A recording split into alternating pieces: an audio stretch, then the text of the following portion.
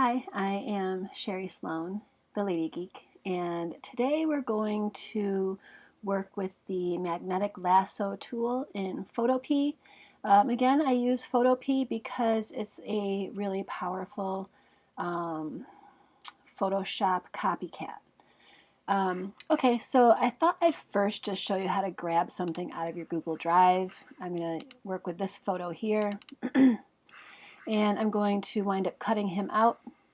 And then we're going to put him in Disney. So I'm going to download this.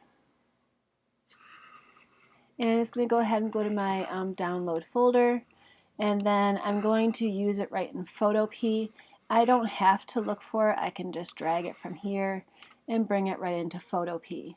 Now I'm also going to take a moment to grab my other photo, which is going to be my Disney photo. It's like a Disney parade. And I'm going to open that as well. So I have my Disney parade here, and I have my photo of my husband here. All right, so I like to, before I do too much to a photo, I mean, in real life I don't do it, but I guess it's protocol. I'm going to duplicate the layer, and then this background one I'm going to make invisible. I'm going to lock it. That's just as like a backup. So this layer one, I am going to, first I think I'm going to enhance this photo a little bit. I want to brighten it up a little bit, and then I'll cut him out and stuff. So let's just do an overall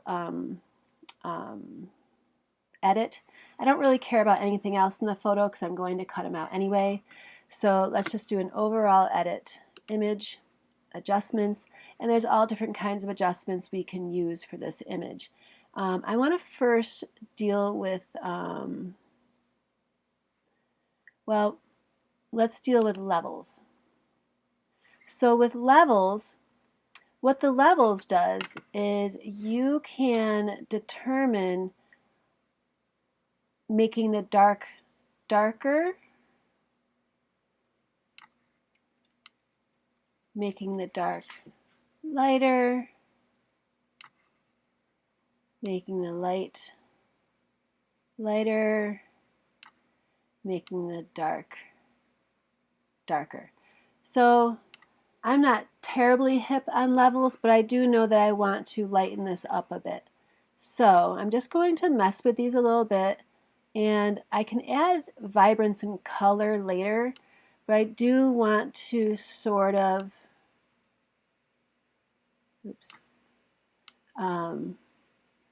make my lights a little darker and make my darks a little lighter. Same idea as here.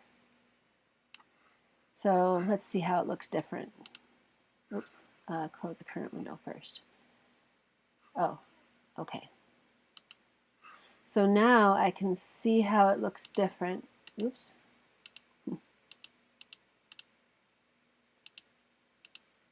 So there's my original, and there's my newer one. And don't worry about the colors being, bright and such. We can mess with that in a few minutes.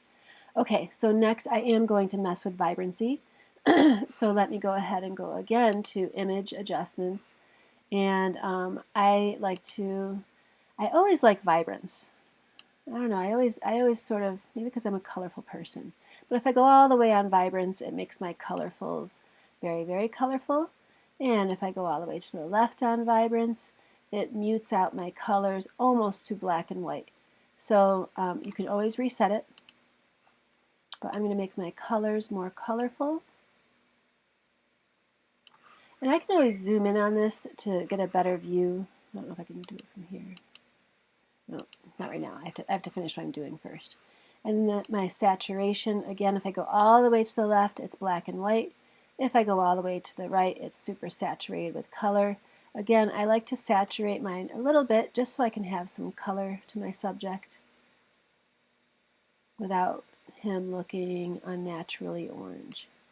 Okay, so now I am going to press OK. I like the way this looks, and I'm going to zoom in. So next we are going to go ahead and cut him out. And I'm going to cut him out using the Magnetic Lasso Select. So if you hold down on the lasso, you have 3 options. I'm going to choose the Magnetic Lasso Select. At the top, I like to hit 3 pixels on the feathering, and basically it means that it makes the edges a little bit fuzzy so it doesn't look like he's been cut out as much. Also, I'm going to click on the Unite. That means as we add to as we add to the selection, we'll be adding into the selection. So let's just start with the Magnetic Lasso tool. I'll start here and just need to click.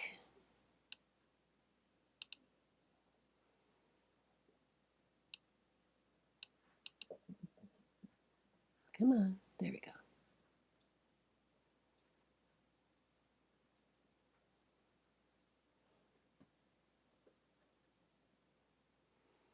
Just needed a minute to pop in. And I can add to this selection later. I know it's cutting his hair off. And his ear. These are all things that I can take care of later. Yep, I'll just have to add that in. No. And you can click on the mouse just to sort of like guide it again.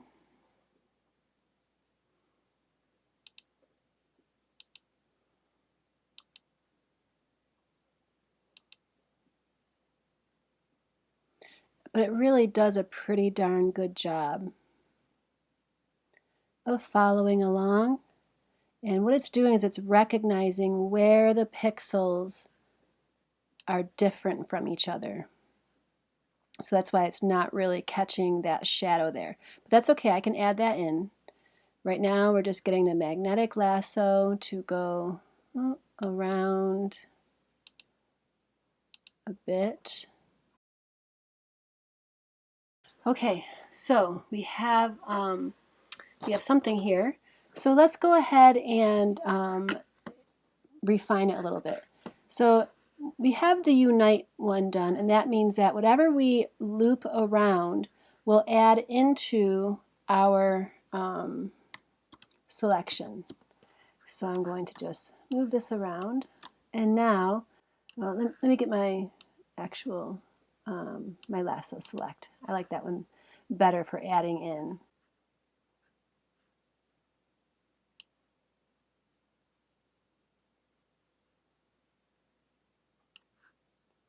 Oh, I don't know why my Unite wasn't on. That's the problem. So the Unite has to be on, and then you can just add in. So I'm just going to keep going around and adding in more of my husband in this picture. And I'm not worried about being perfect. This is more to show a technique. Oops, circle around that. Okay, so here I need to subtract. So it's the same thing up here. I just need to select what I don't want as part of my selection, and it removes it. So same thing in here. I can do it as magnetic in there. So again, I want to subtract.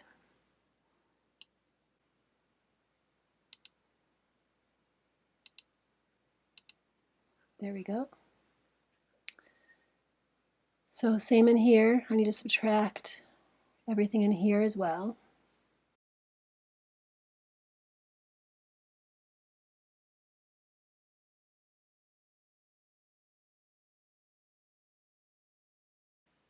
And sometimes you just click on the mouse to sort of teach it, I guess, is kind of an appropriate sort of analogy.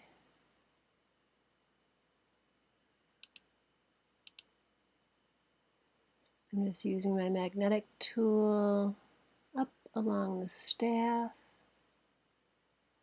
I know it's going to get confused here.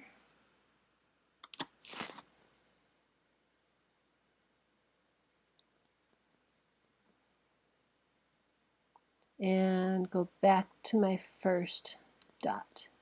All right, so we need to add to our selection in here. So this time, again, we are uniting. So I need to go like this. And I'm just drawing along this staff. And now it's part of my selection. Again, I'm going to need to unite some of this in here. This is the part that did not get picked up.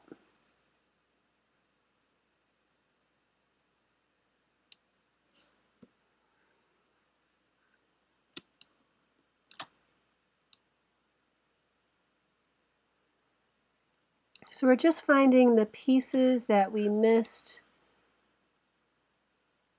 in the selection. A little bit of his hand here. Oh, the top of the staff. Whew, I almost forgot that. It's actually some sort of tool. Obviously, I have no idea what kind. I'm going to try the magnetic lasso for this again.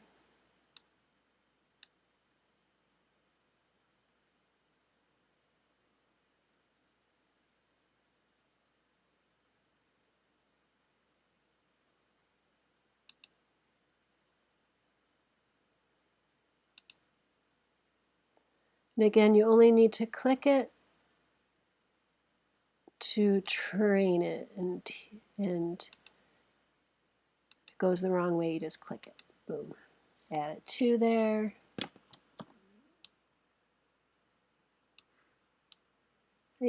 Oops. I need to take a little bit away down here, so let me subtract.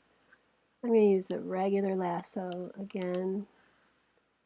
The magnetic is really when you have, I don't have a very good differentiation in colors here, so I'm just going to use the regular lasso too.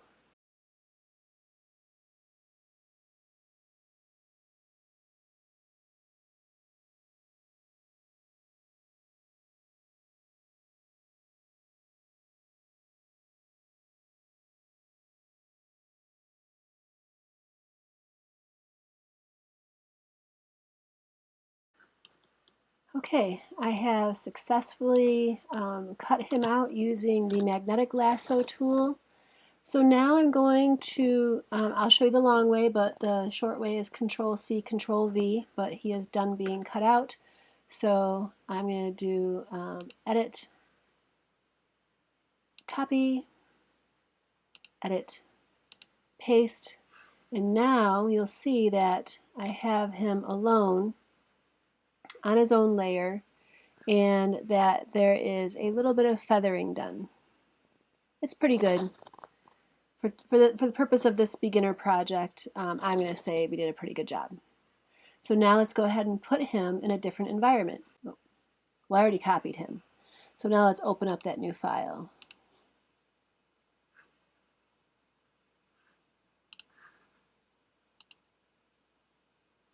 So we're going to put him in this parade. So Control V or Command V. I need to transform him, so I can go to Edit, Free Transform. Now I can transform him. I need to make him smaller, obviously. When you make him bigger or smaller, use the corners, hold your Shift key down. That will keep his proportions correct. And now we can put him in the middle of this parade.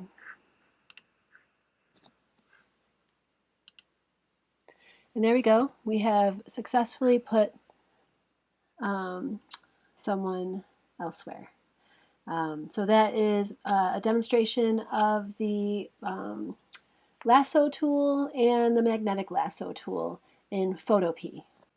One last thing, to save this file, if you plan to work on it more, you can save it as a Photoshop file, File, save as a Photoshop file. We're going to save it as a JPEG because we're done. So we're going to export as a JPEG, and that is how you would export a regular image. And you could easily have that printed. All right, that's all.